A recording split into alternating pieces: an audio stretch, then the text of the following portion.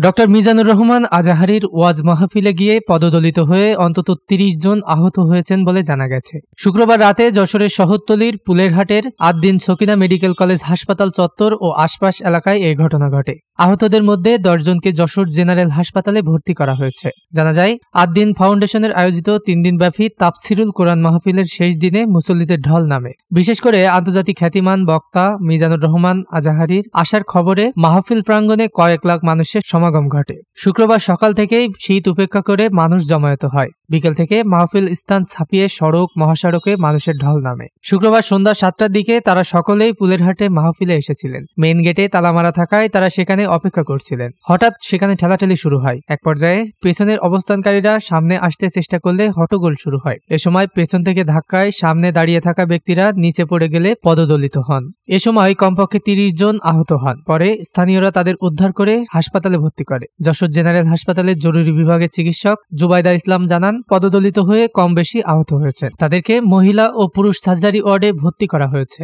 Desk report, দৈনিক রানার।